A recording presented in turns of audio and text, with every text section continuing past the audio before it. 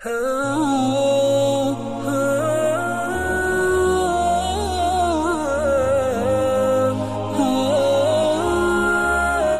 مرچی بابا ریپ کے الزام میں یعنی بلاत्कार کے الزام میں گرفتار ہو گیا۔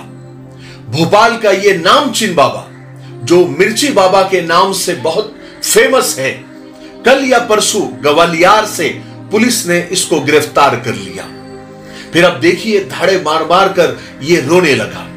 اس بابا پر یہ الزام ہے کہ اس بابا نے ایک عورت کو جس کو اولاد نہیں ہوتی تھی، اولاد نہ ہونے کی وجہ سے وہ پریشان تھی، اسے اولاد دینے کا جھانسا دے کر بلایا اور کمرے میں اکیلے لے کر گیا اور اسے بے ہوشی کی دوا دے کر بے ہوشی کی حالت میں اس پر ریپ کیا۔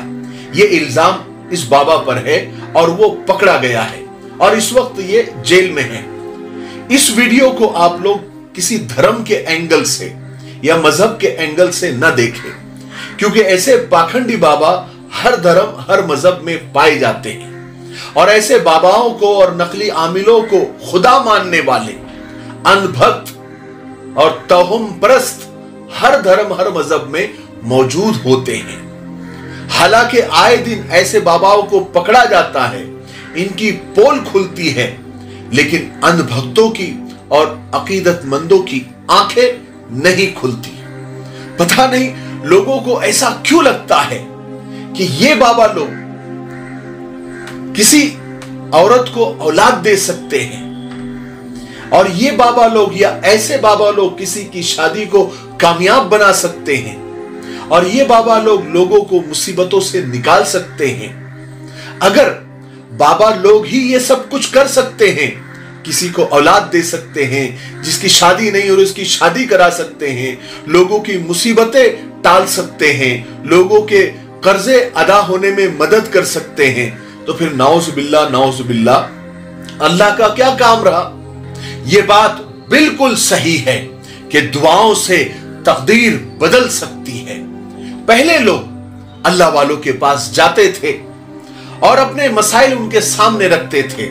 کسی کی اولاد نہیں ہو رہی ہے، کسی کی شادی نہیں ہو رہی ہے، اپنے دکان و مکان کی خیر و برکت کے لیے اور اپنی پریشانیاں دور ہو جائے، ان کے لیے اللہ کے ولیوں سے دعاؤں کی درخواست کرتے تھے، اور اللہ کے ولیوں کا اللہ کے ساتھ گہرا تعلق ہوتا تھا، اور وہ اللہ کے ولی اللہ کی بارگاہ میں دعائیں کرتے تھے، پاکھنڈ نہیں کرتے تھے، اور اللہ تبارک و تعالیٰ ان ولیوں کی دعاؤں کو رد نہیں کرتا تھا، اور اللہ کے فضل و کرم سے وہ کام لوگوں کے ہو جاتے تھے، کرتا اللہ ہی تھا۔ لیکن اب کچھ پاکھنڈی باباؤں نے اور نقلی عاملوں نے اس کو دھندا بنا لیا ہے، لاکھوں روپے کمانے کا ذریعہ بنا لیا ہے۔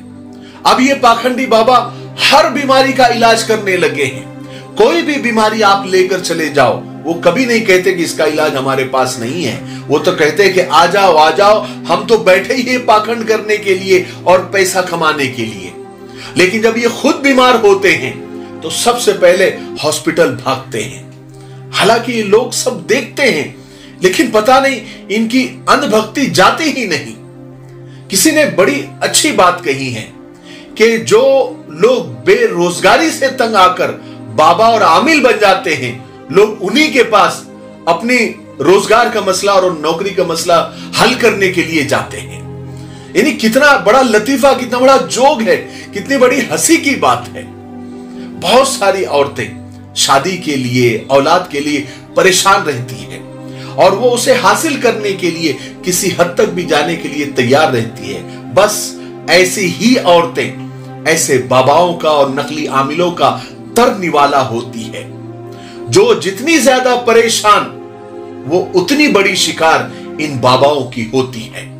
میں ایسی عورتوں سے کہنا چاہتا ہوں جو اولاد اور شادی نہ ہونے کے مسئلوں کو لے کر پریشان رہتی ہے کہ میری بہنوں، اولاد نہ ہونا یا شادی نہ ہونا یہ زندگی کا حصہ ہے، یہ اللہ کی تقسیم ہے، کوئی اعزاز اور کوئی کمال نہیں ہے۔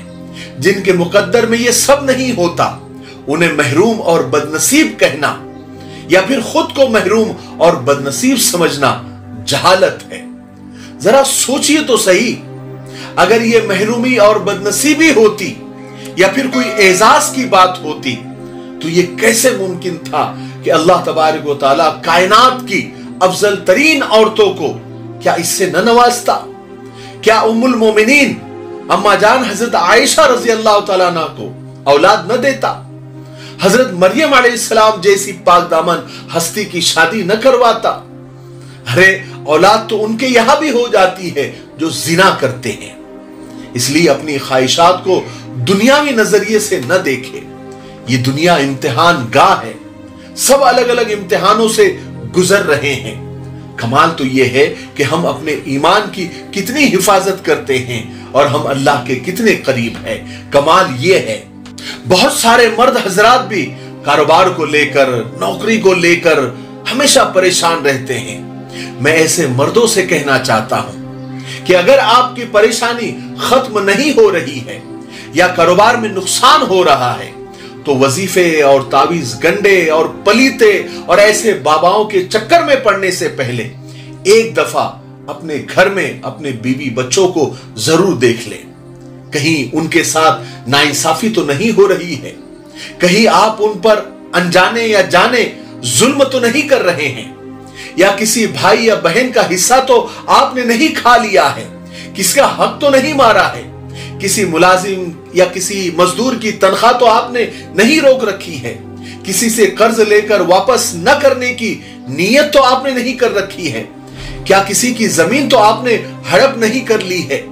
याद रखे, अगर आपकी बीवी आपसे खुश नहीं है, कोई मुलाजिम, कोई मजदूर, कोई बहन, कोई पड़ोसी, कोई कर्जदार के साथ आप नाइंसाफी कर रहे हैं, तो सोचिए आप कैसे खुश रह सकते हैं और अल्लाह आपसे कैसे खुश हो सकता है और कैसे आपकी परेशानी खत्म हो सकती है। अगर आपको खुश रहना है तो लोगों का हक मारना आप छोड़ दें, लोगों पर जुल्म करना आप छोड़ दें। जरा सोचिए ना, एक इंसान का दिल दुख रहा है और वो छुप छुप कर रो रहा है, दुआओं में आंसू बहा रहा है और अल्लाह सब कुछ देख रहा है, सुन रहा है और अल्लाह कभी भी किसी के साथ नाइंसाफी नहीं कर सकता। एक इंसान आपकी वजह से दुखी है तो आप कैसे खुश हो सकते हैं? एक इंसान को आपने परेशान कर दिया है तो आप कैसे सुखी हो सकते हो? इसीलिए मैं हमेशा कहा करता हूं कि कोशिश करो कि कोई अपने रब से तुम्हारी शिकायत ना करे। और याद रखो, किसी की चिल्लाने से मत डरो बल्कि किसी की खामोशी से डरो।